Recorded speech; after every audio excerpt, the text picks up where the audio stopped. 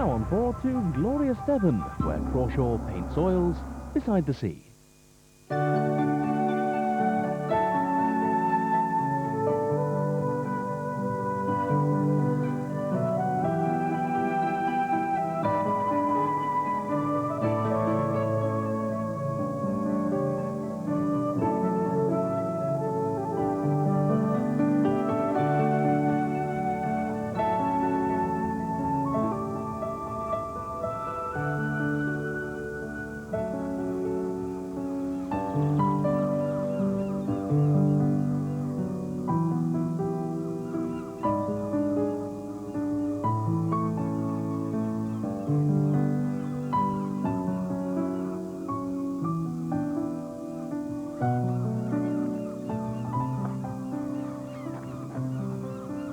Hello, I'm at Lympstone on the estuary today, and it's gorgeous. Incidentally, I brought my easel, and it's just as easy to carry as the pochard box. Why don't you have a look around while I set the easel up?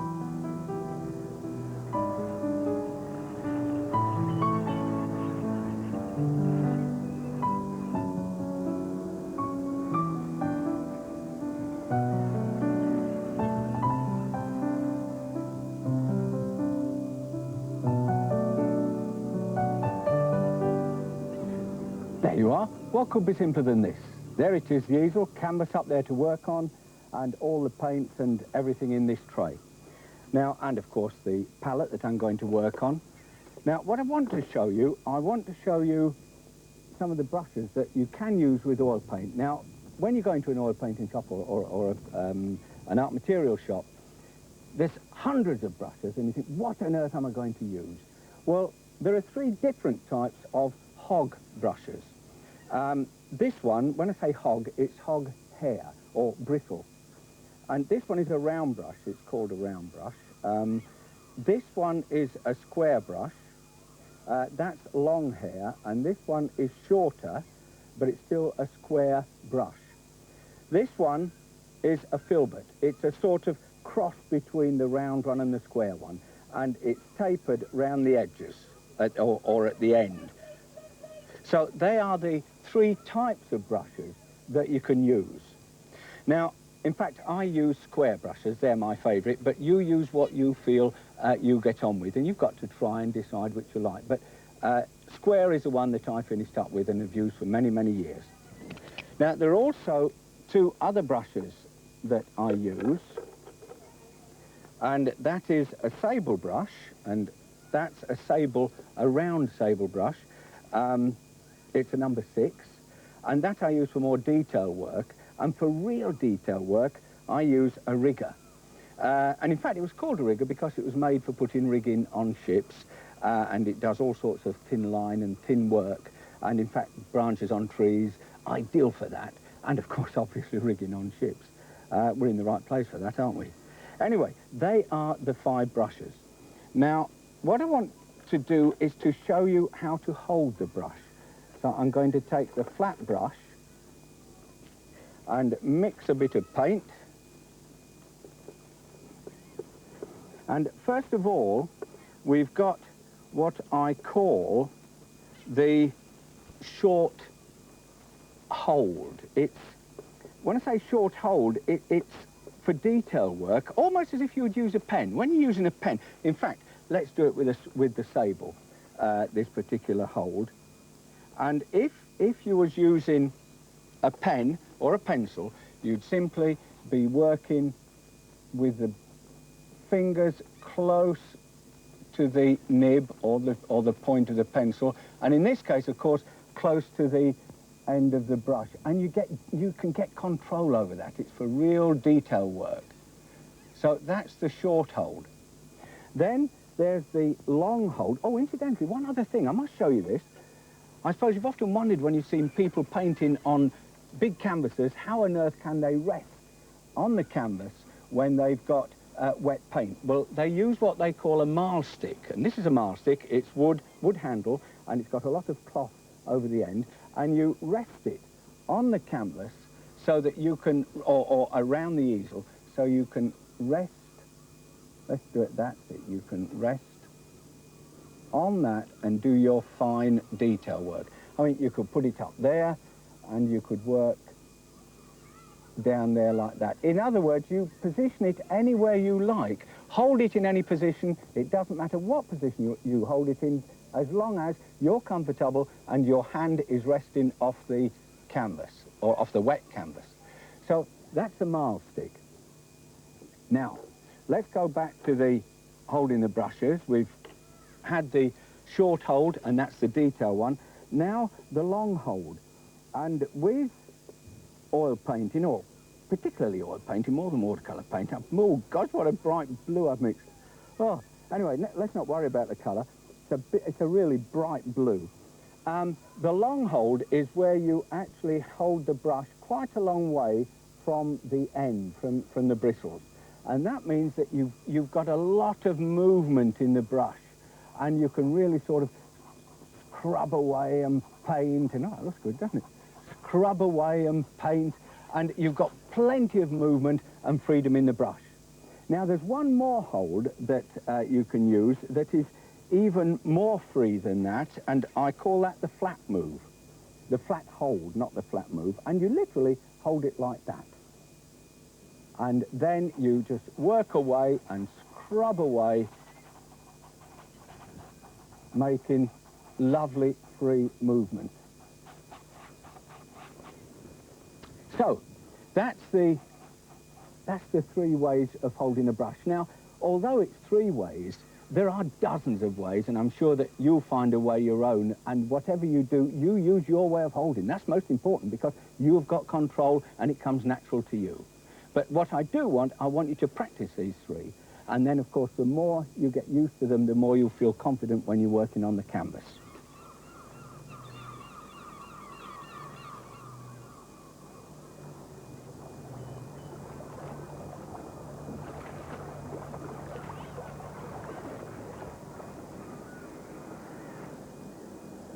Well, while you've been having another look around, I've been working.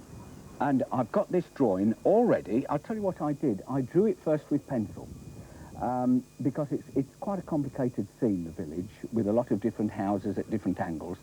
And what I did it with pencil, then over the top of pencil with a mixture of cobalt and crimson mixed with turps, very sort of watery. I painted in over the top of the drawing with a brush, with a sable brush. Now, when I was painting over the drawing, I wasn't doing it detailed. I wasn't trying to copy every line. I was using the drawing as a guide, or otherwise you'll get too tight and too fussy, and it won't be natural. Now, the next stage, I've left it at this point so I can show you how I'm going to put some of the dark areas in. So with the same brush and the same mixture, I want to just put some darks of the trees, because they come right down to the roofs, and it's important to get the tones in, and also it will be easier when I'm painting them later on with colour. Looking at the scene, we've got a building here that is black. I would say it's black, painted black, and that's important to get that in dark. So isn't it lovely with all the washing? It's quite unique to see all this washing hanging out there on these poles, but this to me is the character of it. It really is nice. Now, that's going to be a nice edge, very, very important there, because we've got a nice, dark, lovely end there with the brightness of the distance behind. That's nice. I like that. That will work very well. One thing that I am doing, I am painting in the direction that the wall is falling. In other words, I'm going down or up on this wall with the brush strokes. And that's important because the brush strokes are showing the form or the shape of the wall. And it's very important to let the brush strokes follow the shape or the direction that things go. Or in fact grow when things are growing. Blades of grass and leaves, follow the direction. Now I think that could have a bit of tone on that roof. What I'm trying to do at the moment is just to get a feeling tonally of the whole block of houses. And in fact, as the sun is changing, it's amazing how the houses themselves are altering. This is dark in here. And that is still black, but I'm doing it a little lighter because the sun is on that side. And so it will be a little lighter. I want to put the windows in there. I've left the washing standing out. Now you see already that is taking shape and you can see form in it. Instead of it looking like a lot of lines, we've actually got form in the drawing itself. And this is all done by adding this wishy-washy colour, if you like, onto our drawing. The sun is very strange at the moment. The sun is almost overhead and to our left up there. And so we're getting slight more light on here than on this side, although looking at the picture, there doesn't look much different, but But I've got to make the change. I've got to make a slight difference so that we give ourselves a three-dimensional look to all the buildings. Now, the brush stroke I'm using, remember the brush strokes? And this is the long, or the long stroke, the long brush stroke, so I can get some nice movement into it as I'm painting it on. And this brush position, you can see how really sort of you can get lovely strokes, fill it all in, but at the same time you're getting movement in it. Although it's a sky without clouds, you still want movement in the sky itself. Don't worry about getting right up to the edges or being very careful. I'm always saying this, but it is very important, especially at the beginning of a painting. Don't worry about trying to copy your lines, and if you go over areas, it doesn't matter at all. Just keep working over the painting,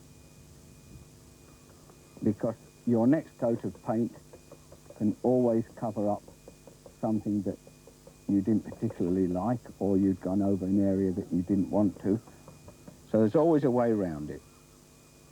Also, it stops you getting fiddly and too fussy. Just checking to see whether no, I'm not too dark. It's amazing how dark it really is. But half close your eyes, screw your eyes up to have a look. Always screw your eyes up like that, screw them up, have a look, and you'll see how dark it is compared to other tones in the foreground. Right, I've painted the roofs in to start because I felt that they should be the first ones to get a silhouette against the sky, and it sets the whole of the village now. It starts to take shape and form. But we have got the chimney pot up here that I must put in. Although we know it's brick, it isn't very red. We often tend to put them in too red, and they then stand out. In fact, that's a bit too harsh, but we'll tone it down as we build the picture up. Also, these roofs have got a red ridge tile all the way along them, so we'll put that in. Actually, that shows quite bright. That's it. Now we've got, I shouldn't really be putting little detail in like this, but I must just put in the chimney pots. Or perhaps I should. It doesn't really matter, does it? We've definitely got the sun on this edge, and so that is lighter. And that helps because it helps to take it around the corner. And let's take it across.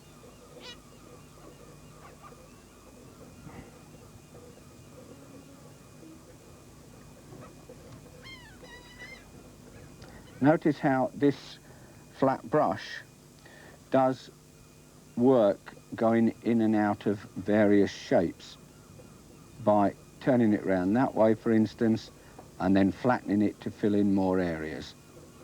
So you can do quite a lot with the flat brush. Now, the front of that building should be slightly darker, but it's the same colour. So I've just added some sort of lovely dirty colours out of the box, these lovely sort of, when you mix them, they all sort of merge together, and you just pick up a dirty bit of colour to make it mix the right colour, and it really is nice the way you can do that. That's one of the lovely things with oil painting. You can't do that the same with watercolour. You're mixing nearly every time more, but with oil painting you can pick out these lovely colours that have been mixed on the palette and mix them with your fresh colour just to get the right tone that you're looking for. So never clean the palette while you're working unless there's an area you want to mix some real clean colour. Always leave that there and you can pick up the colour as you go along.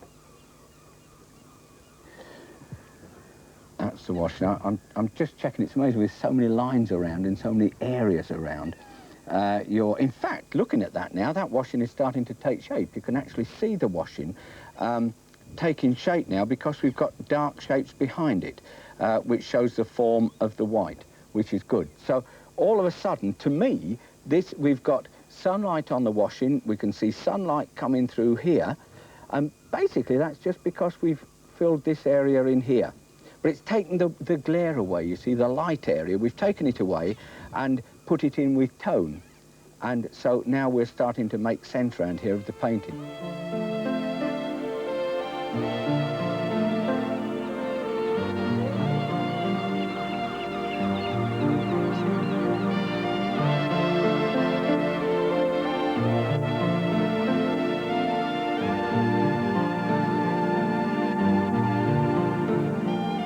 Now, we've got the windows in. I'm just looking at this side. I'm now checking the painting, or not as much the painting, but checking real life with the painting, just to see what else we need. I mustn't forget that little area there where I've got to put the sky. Actually, that's a dark area. I've got some dark on the brush, a silhouette there. I shall put that in. And just going along one or two areas, that window can go in darker. We've got that. We've got a little roof there, because the next job that I'm going to do is to paint the sea wall. Lovely edge against there. That's important because we're going to go up against that, against the sea.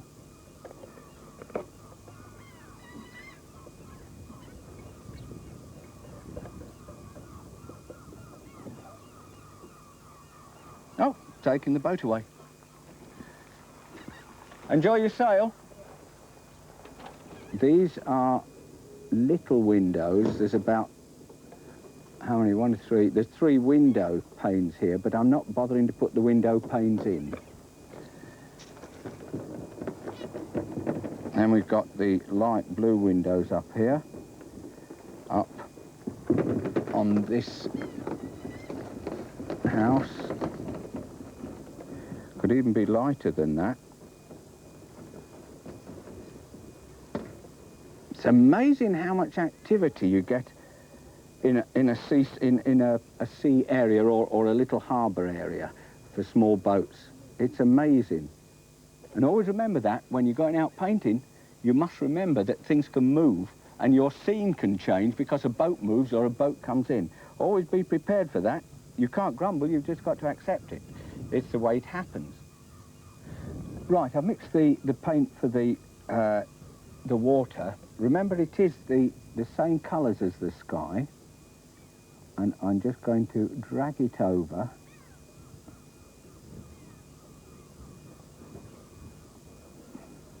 It's almost a dry brush stroke.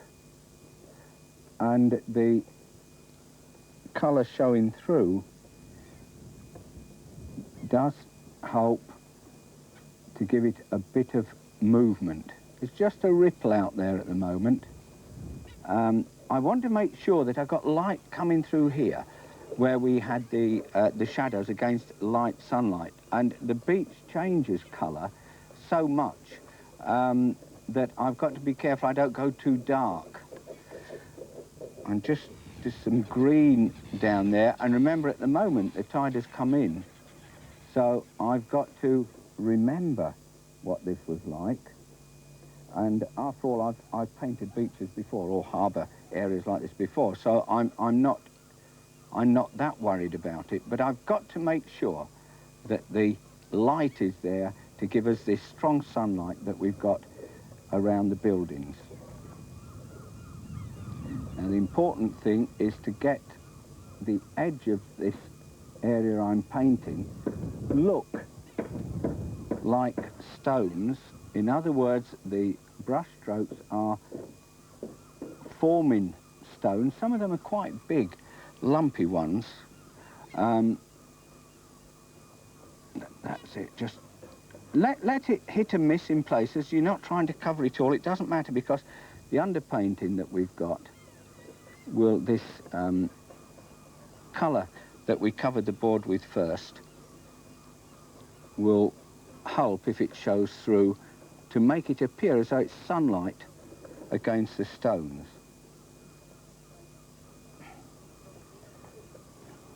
That's it. Actually, the darker these are, of course, and sort of more purple they are, the more it will give the impression of strong shadows with sunlight. And that's exactly what it's doing now. I'm just breaking up in one or two places there because the base of the wall isn't exactly perfect. And it might just give a nice little bit of a strong accent in that area. Right, and a bit of highlight on that, just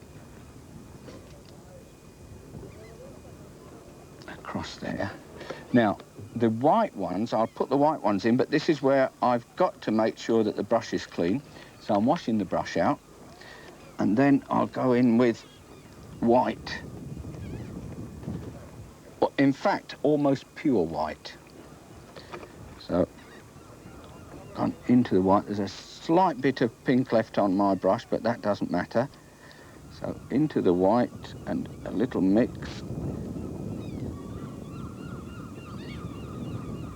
Now, that's gone into that pink and helped to just sort of marry it up a bit better instead of it looking too stark. I'll put a few shadows on these when I've got them in.